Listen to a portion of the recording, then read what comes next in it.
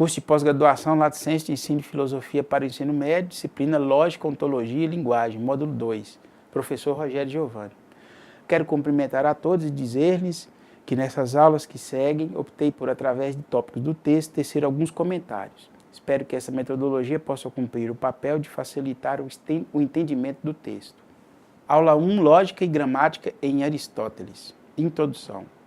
Marcelo de Carvalho destaca que, ao longo dos 2 milênios de puro desenvolvimento da filosofia ocidental, Platão e Aristóteles tiveram uma grande proeminência na elaboração de seus sistemas filosóficos, chegando a alcançar uma hegemonia na franca aceitação e adesão de seus respectivos projetos filosóficos. No entanto, apesar de uma dificuldade em reconhecer em função de vários aspectos, a linguagem, ou melhor, a investigação sobre a linguagem desenvolvida, primeiro por Platão e logo em seguida por Aristóteles, figura entre os projetos filosóficos que mais repercutiram ao longo de todo este tempo, tendo somente com a investida de Frege, por volta do século XIX, um abalo considerável. Entender a linguagem apresentada como um problema filosófico antes da distinção de, seguem 3 pontos: nomes e verbos, do caráter articulado da proposição e da investigação da necessidade a partir das relações de predicação, em particular na silogística, sobretudo aristotélica.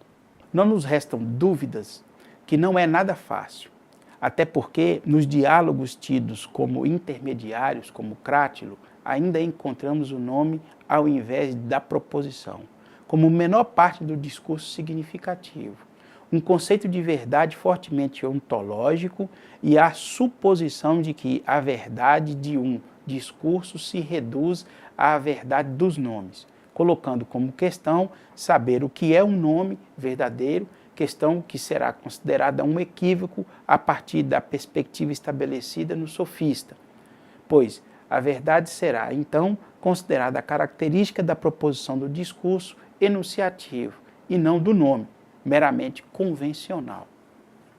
A filosofia, nesse contexto pré-lógico, anterior ao sofista e principalmente à lógica aristotélica, falava de verdade sem uma caracterização mínima do que entendia por isso, ou do âmbito de uso desse conceito.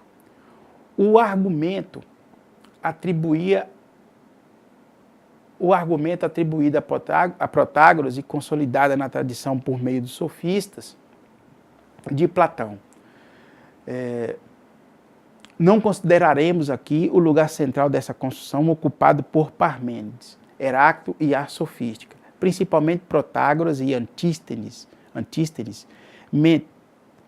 alimentava e provava sem uma investigação de como se estabeleceria a necessidade da conclusão ou a validade do argumento, e mesmo sem distinguir verdade e validade. O diagnóstico platônico aceito por Aristóteles é de que esse conjunto de problemas é o que possibilita as estratégias sofísticas. Trata-se, então, para eles, de impedir essas estratégias por meio de um esclarecimento filosófico da linguagem. O árduo trabalho filosófico que se consolida primeiramente no sofista de Platão e depois, de modo canônico, no da interpretação e nos primeiros analíticos de Aristóteles, se estabelece por meio de uma mistura de ontologia e gramática, do grego, que rapidamente passaria a ser concebida como uma descrição da própria natureza do pensamento, da linguagem e do próprio ser, como a geometria euclidiana seria uma explicitação da natureza do espaço. Nesses textos, encontramos a construção de um conceito de proposição, a explicação da possibilidade de um discurso falso a partir de uma concepção geral da relação da linguagem com o ser, a compreensão da predicação como relação de participação, a caracterização da verdade como relação de correspondência entre a linguagem e o mundo por ela representado, a apresentação da estrutura S é P como essência de todo o discurso enunciativo e a subordinação do conceito de necessidade a essa estrutura predicativa, como uma propriedade das relações entre diferentes predicados atribuídos a um elemento comum, que se desdobra na silogística exposta nos primeiros analíticos. O resultado desse empreendimento pretende-se à explicação da essência de todo o discurso, uma gramática universal que deveria se fazer presente em qualquer linguagem, à medida que se pretendesse significativa e que inversamente determinou a gramaticalização à moda grega de todas as línguas ocidentais. Mais ainda, pretende-se identificar todas as estruturas argumentativas válidas. O Tratado da Interpretação de Aristóteles se inicia com uma breve exposição que transita da multiplicidade das línguas e escritas entre diferentes povos para a unidade e identidade do pensamento a que se refere. Os sons dados na elocução são símbolos das afecções da alma, e os itens escritos são símbolos dos itens da elocução.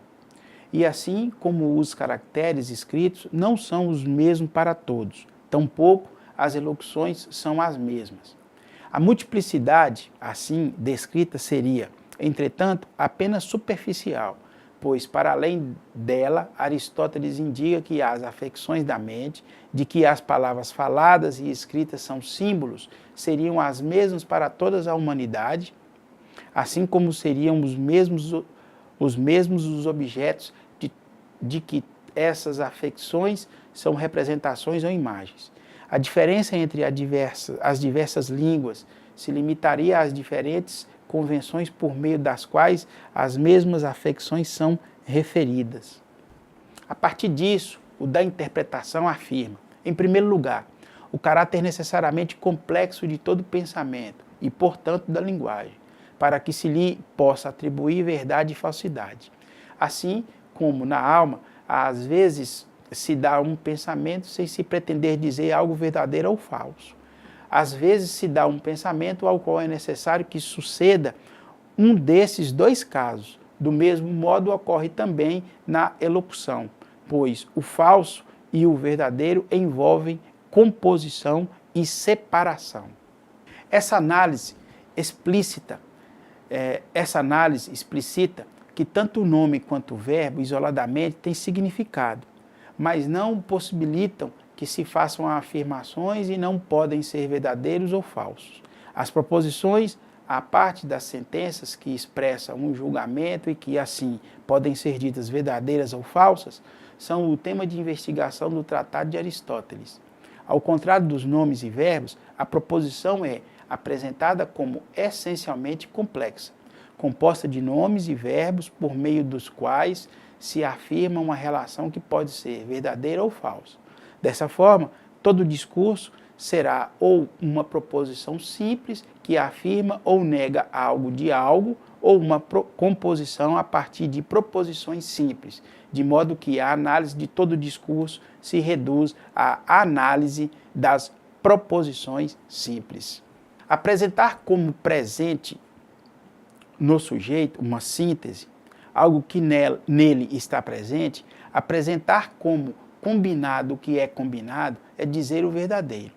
A verdade concebida nesses termos diz respeito a uma relação e se apresenta na linguagem.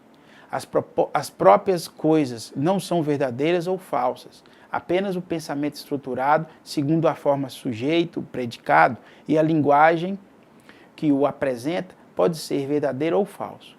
A universalidade do conceito de veracidade pressupõe a universalidade da forma sujeito-predicado, a partir da qual Aristóteles constrói sua descrição da gramática grega como gramática de todo pensamento. Essas contraposições são explicitadas para que se conclua, então, sobre a relação necessária que se estabelece entre elas. As contrárias não podem ser ambas verdadeiras ao mesmo tempo, mas podem ser ambas falsas. Já quando se trata das proposições contraditórias, uma deve ser verdadeira, a outra falsa. Explicita-se assim que a caracterização de toda proposição, segundo a estrutura S é P, ainda que artificial, considere-se, por exemplo, a proposição tu voa, que teria que ser reconstruída para adequar-se à forma sujeito-predicado. Tem como objetivo possibilitar a caracterização da inferência da afirmação de que, dada uma proposição, segue-se que outra é necessariamente verdadeira ou falsa, a partir da relação entre os seus predicados. Os conceitos de inferência e necessidade são, assim, construídos a partir do modelo de predicação apresentado no início da interpretação. A inferência dirá a respeito justamente a uma relação entre predicações. O mesmo ocorre na silogística aristotélica, apresentada nos primeiros analíticos, onde esse modelo é ampliado e estruturado de maneira surpreendentemente elaborada e ambiciosa. Assim, uma premissa silogística será apenas a afirmação ou negação de algum predicado sobre um sujeito, da forma já descrita. O modelo que se explicita a partir daí é fundado no modelo da predicação, na medida em que a inferência só é possível por as proposições apresentarem predicados que contêm uns aos outros. Assim, pois um termo está inteiramente contido em um outro, é o mesmo que o segundo ser predicado da totalidade do primeiro. Dizemos que um termo é predicado da totalidade de um outro quando não se pode encontrar nenhum caso do sujeito em que o predicado não possa ser afirmado. Da mesma forma, dizemos que um termo não é predicado de nenhum caso de um do outro. Essa relação de pertinência, possibilitada apenas pela atribuição de um predicado ao sujeito, que caracteriza a concepção aristotélica de proposição, resulta, assim, pretende Aristóteles, na necessidade da relação de inferência entre premissa e conclusão. Essa relação entre premissas e conclusão se estabelece da seguinte forma: um silogismo se estrutura por meio de duas premissas que compartilham um termo médio que as relaciona e possibilita a conclusão, da qual está ausente. Todo homem é mamífero, todo mamífero é mortal, logo, todo homem é mortal. Podemos substituir os termos por letras de modo a explicar que a relação entre as premissas e a conclusão é formal, ou seja, não se relaciona de maneira alguma com aquilo de que se trata em cada proposição. Então, temos que todo S é M, todo M é P, logo todo S é P. A silogística aristotélica pretende identificar todos os silogismos possíveis. Não são muitos. 4 possibilidades de premissa maior, de premissa menor e de conclusão, a saber, universal afirmativa, negativa e particular afirmativa e negativa. Mais 4 figuras do silogismo. Resultam em 256 possibilidades e, dentre eles, os válidos, isso é, aqueles em que a conclusão é necessariamente verdadeira, o resultado da análise de Aristóteles é a identificação de 3 tipos básicos de silogismos e uma total de 19 figuras válidas. Qualquer inferência ou raciocínio que se apresente teria a forma de um desses silogismos e deve ser, em última instância, redutível à sua primeira figura. Até a próxima.